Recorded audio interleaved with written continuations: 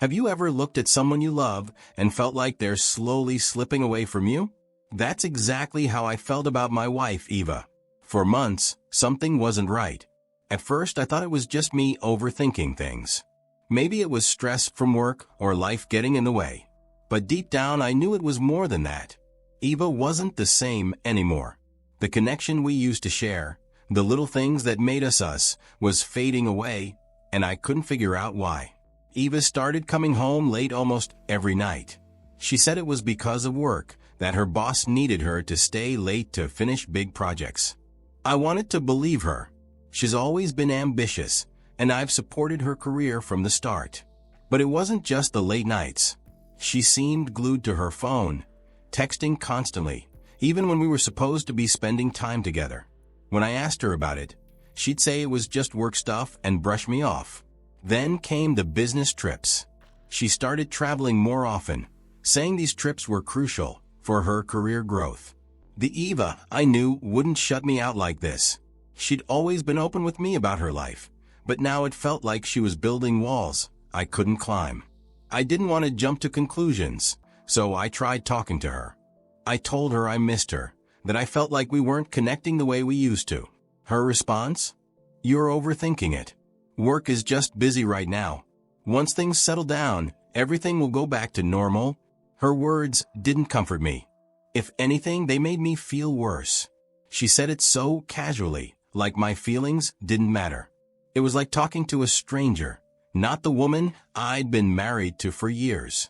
I felt invisible, like I was the only one trying to hold our marriage together. And the more I tried to reach her, the further away she seemed to drift. One evening, while tidying up the bedroom, Eva's phone caught my eye. She had left it on the nightstand as she showered. Normally, I'd never touch her phone. We always trusted each other, but things hadn't been right between us for months. The distance, the excuses, it all felt wrong. My curiosity got the better of me to investigate. I picked up the phone and I unlocked it. First, I checked her text messages. They were casual, nothing unusual. Next, Instagram and email, still nothing out of the ordinary. I started to feel both relief and doubt, thinking maybe I was just imagining things. Then I opened her photo gallery. My breath caught in my throat. There it was, a series of close-up selfies of Eva with Adam, her boss. The setting was unmistakably a hotel room. In one picture, they were smiling while lying down on the bed. In another, his arm was wrapped around her as she takes the shot. My chest tightened as I scrolled through the images. The woman I loved, the one I trusted completely, had been unfaithful.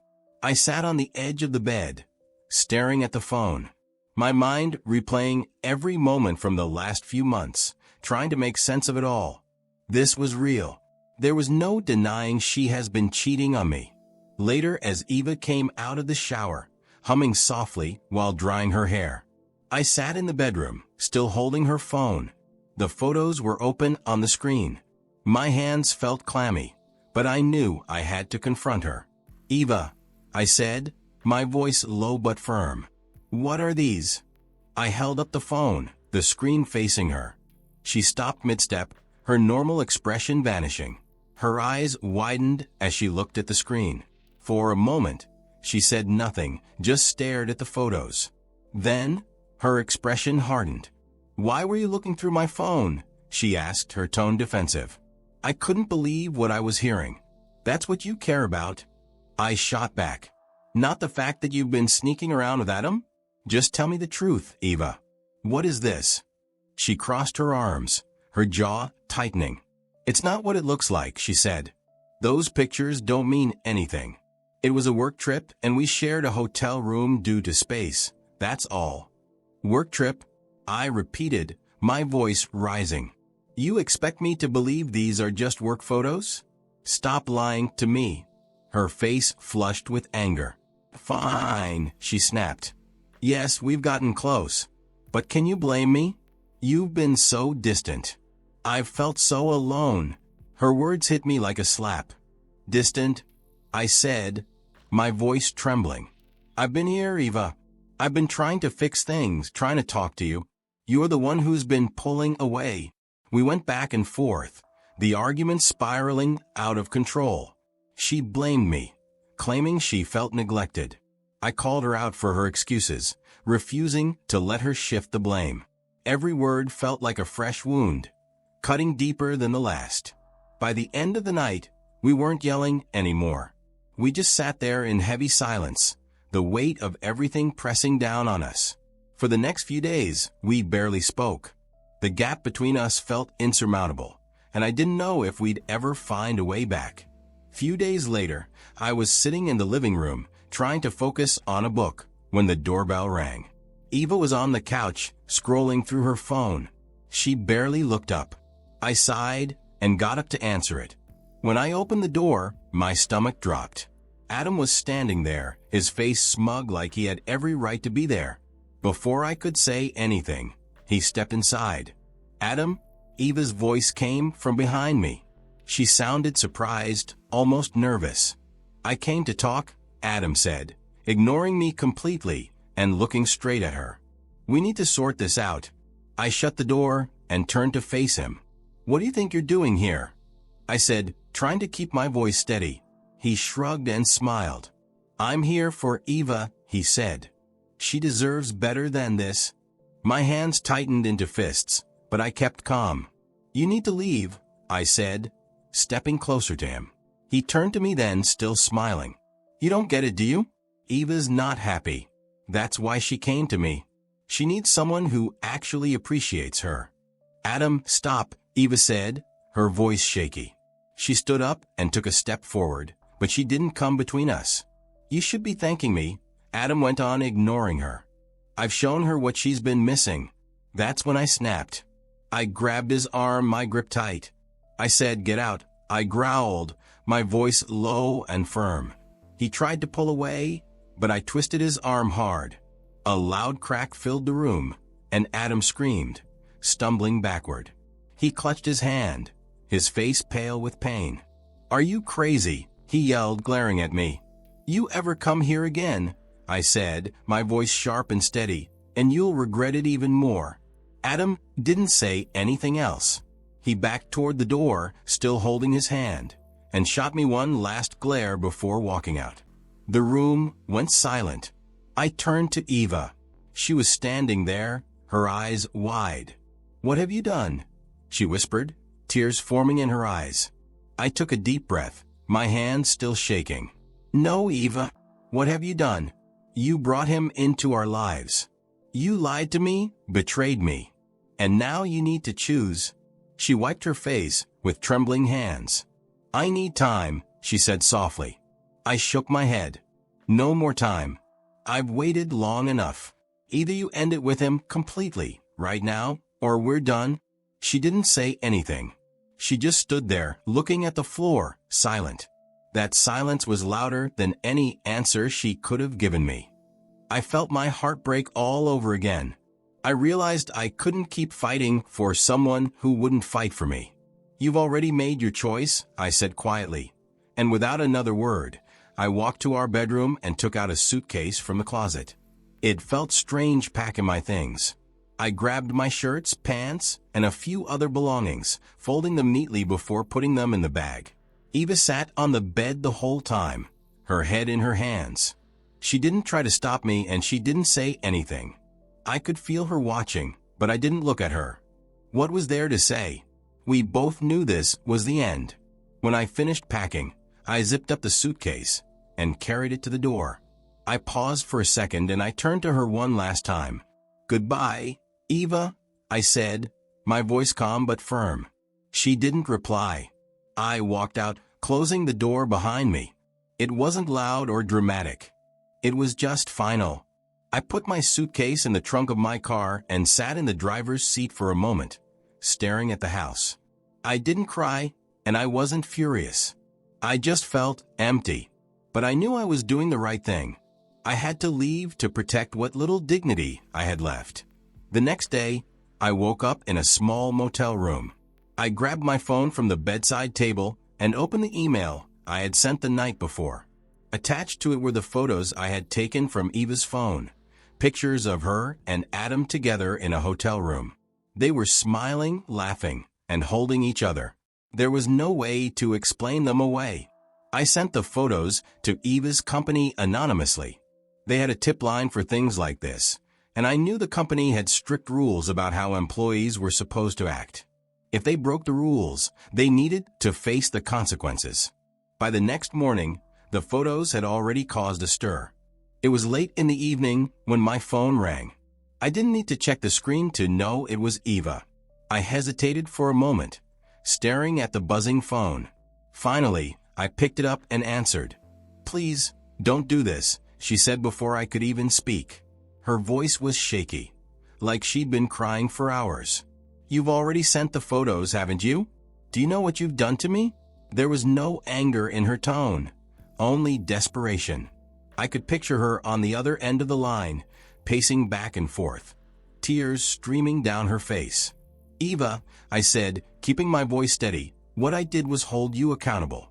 You didn't think about the consequences when you were sneaking around.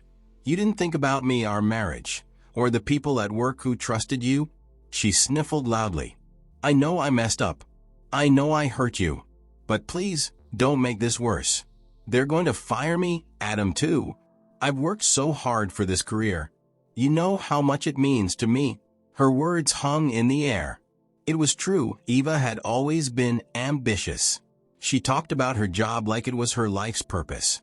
But now that same ambition had pulled us apart, leading her to Adam and the choices she made. "Do you even hear yourself?" I asked, my tone harder than I intended. "You're asking me to feel sorry for you? After everything?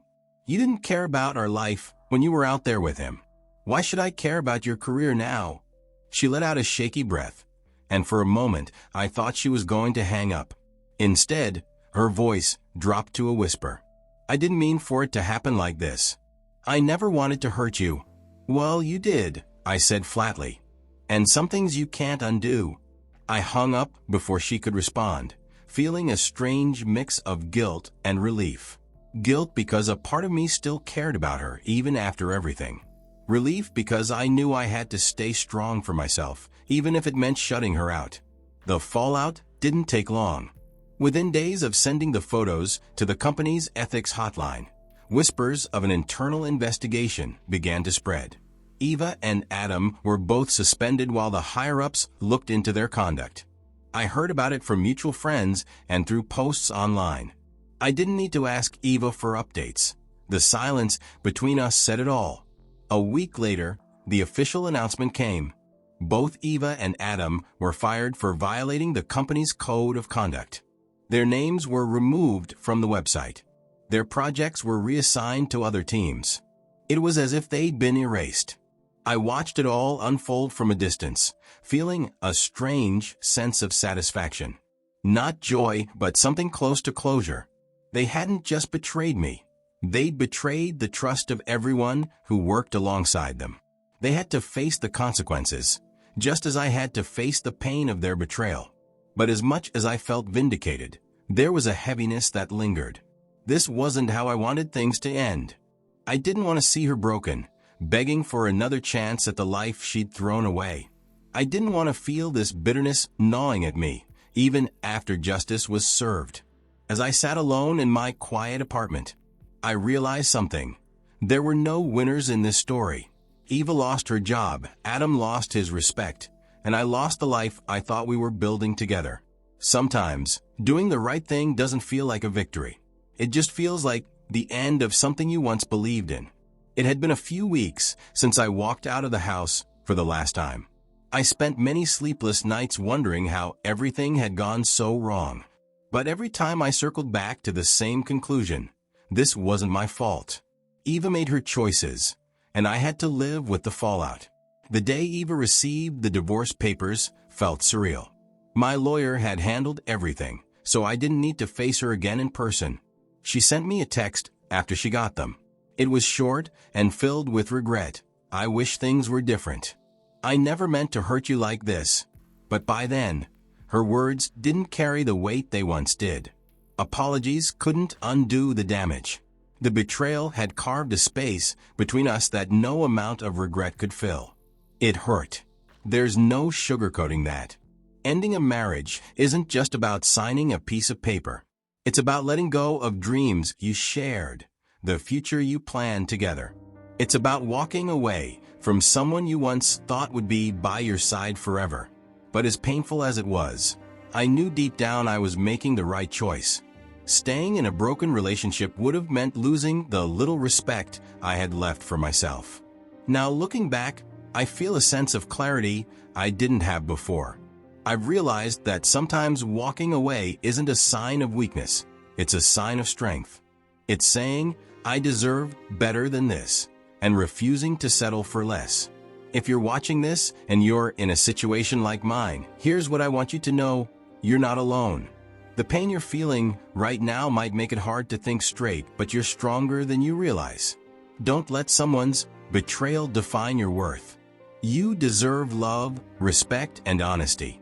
And if someone can't give you those things, then it's okay to let them go, no matter how much it hurts. Take it one day at a time. Lean on the people who care about you. And most importantly, remember this: healing isn't about forgetting what happened. It's about learning to live again despite it. Your happiness and self-respect are worth fighting for, even if it means starting over. I'm not here to say it's easy. It's not. But I promise you, there's a light at the end of this tunnel. And when you reach it, you'll be glad you didn't give up on yourself.